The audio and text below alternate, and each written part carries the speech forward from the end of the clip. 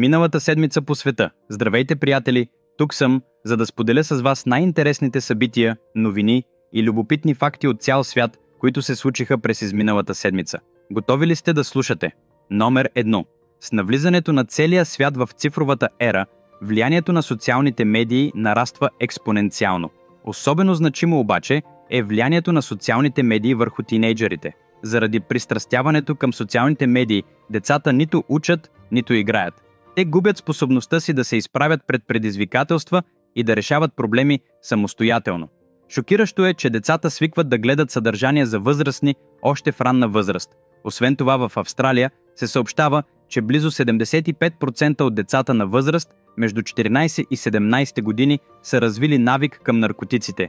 Мислите за самоубийство също стават все по-разпространени сред тези деца, както и тревожната тенденция да развиват психопатски наклонности, за да вредят на другите. Когато се консултирали с някои психиатри, те посочили, че неограниченият достъп до съдържание в социалните медии води до създаването на нереалистични фантазии, които водят до подобно поведение.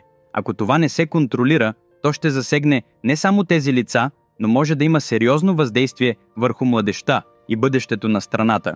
Като превантивна мярка, Австралия е забранила достъпа до интернет на деца под 16 годишна възраст. Австралийският министър на комуникациите Мишел Роуланд внесе законопроекта в парламента. Този ход превръща Австралия в първата държава, която налага такова ограничение на социалните медии за деца.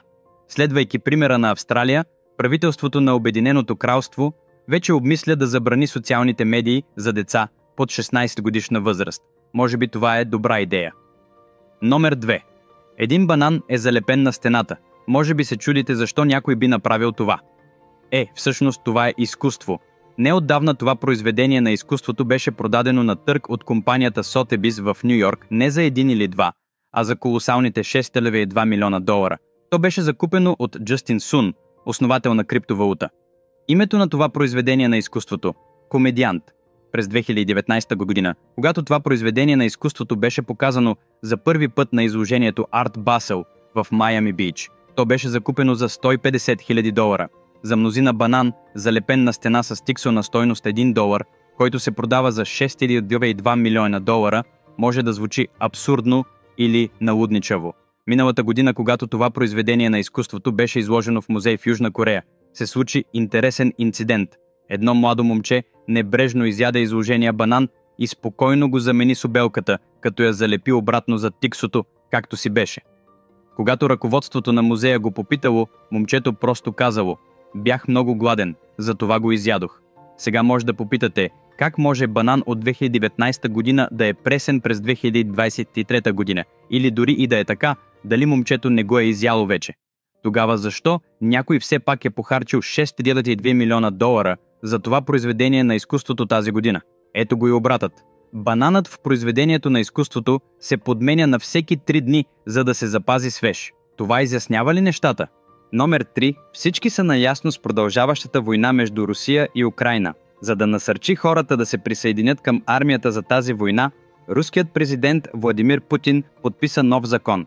Според този закон на всички новобранци, които се присъединят към армията, за да се бият в Украйна, ще бъдат изчистени заеми в размер до 8 милиона рубли. В рамките на тази програма, войниците, които са готови да служат в армията в продължение на 1 година, ще могат да получат опрощаване на дългове в размер на 1 милиона рубли, което е приблизително $9,000. Интересно е, че руското правителство обяви също така, че ако длъжник постъпи в армията, заемите на неговия партньор също ще бъдат опростени. Този смел ход на Русия има за цел да насърчи гражданите да се борят за нацията. Каквито и да са обстоятелствата, въвеждането на подобни закони в подкрепа на онези, които са готови да се жертват за страната си, е похвално. Номер 4. Бала Субраманиан Чидамбарам, който живее в Сингапур, много обича съпругата си. С мечтата да стане милионер, той се премества от Индия в Сингапур и работи усилено, за да постигне целите си.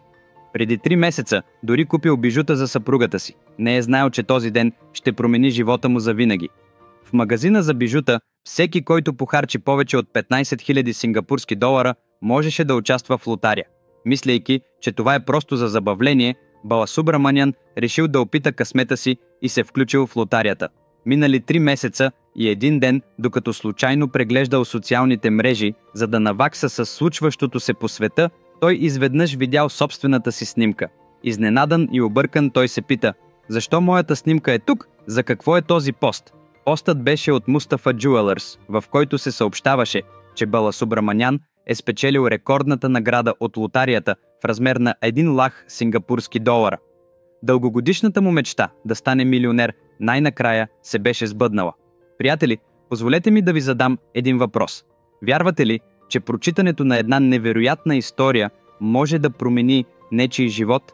Вярвате ли, че ако просто разкажете една страхотна история на децата си, можете да ги научите на основни ценности за живота? Вярвате ли, че всеки проблем, с който се сблъсквате в живота или може да се сблъскате в бъдеще, може да бъде решен с една единствена история? Да, това е възможно. И това може да стане с най-великия епос, разказван някога в историята на човечеството – Махабхарата. Тази история е много по-силна, дори от най-успешния филм, създаван някога. Тя е предизвикателство. Пълната Махабхарата, написана с думите на Викрамадитя, е достъпна в 2 тома, като книги и електронни книги, в Amazon и 43 други онлайн магазина. Този шедьовър е достъпен на 54 езика в целия свят. Връзките за закупуване са посочени в описанието по-долу. Поръчайте я незабавно, защото това не е просто книга, а библиотека с мъдрост за вашия живот. Номер 5. Където и да е по света, свлачище обикновенно се смята за ужасно събитие за региона. Но ето един странен обрат. Планина се срутила вследствие на свлачище, а цялото село го отпразнувало като фестивал. Искате ли да знаете къде се е случило това? В Конго, Африка. Въпреки че е богато на полезни изкопаеми, Конго остава една от най-бедните страни в света. Именно тази бедност е причината селяните да празнуват свлачището. Може би ще попитате, каква е връзката между бедността и срутването на планина? Срутилата се планина е пълна с тонове мед. Селяните планират да продадат тази мед, за да избягат най-накрая от борбата и бедността си. Номер 6. Обикновенно хората работят по 8 до 9 часа на ден. Но в Griptail, базиран в Сан-Франциско стартъп за изкуствен интелект, главният изпълнителен директор Дакша Гупта има екстремно изискване. Служителите трябва да работят по 84 часа седмично. Това означава по 12 часа на ден, без почивни дни. От служителите се очаква да работят 365 дни в годината, без изключение. Дакша открито заявява, че в неговата компания няма баланс между работата и личния живот. Той изисква от служителите да работят от 9 до 24 всеки ден. Дори по време на интервютата той изрично заявява тези условия и кандидатите биват наемани само ако са съгласни с тях. Макар че е нормално компанията да определя свои собствени правила, Дакша продължава и публикува тези условия в социалните медии. В този момент нещата се обърнаха. Хората започнаха да му се карат, като някои нарекоха това експлоатация, а други го нарекоха психопат. Някои дори стигнаха до там, че отправиха директни смъртни заплахи, като казаха «ще те убием за това». Естествено е хората да реагират по този начин, да се опитваш да се възползваш от нуждата на някого от работа и да се възползваш от отчаянието му. Това със сигурност ще предизвика възмущение. Номер 7. Знаете ли на каква възраст е най-възрастният човек в света? 112 години. Името му е Джон Алфред Тини Суд. Джон е преживял 2 световни войни. Знаете ли коя е годината на потъването на Титаник? Това е 1912 година. Годината, в която е роден Джон. Той дори служи в британската армия по време на Втората световна война. Бил е най-възрастният човек в света. Сред жените най-възрастната жива жена е Браяс Морера, която е на 117 години. Джон, който е видял толкова много през живота си, наскоро почина. Забележително е, че той е живял здравословно до последните си дни. Въпреки че може да е трудно да доживеем до 112 години като Джон, нека поне се молим да живеем здравословно до 70-те или 80-те си години. Почивайте в мир, господин Джон.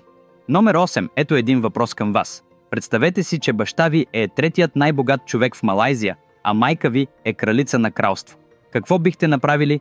Бихте ли се занимавали с бизнес и бихте ли спечелили милиони? Бихте ли пътували по света и се наслаждавали на живота? Или бихте се стремили да поставите баща си на върха?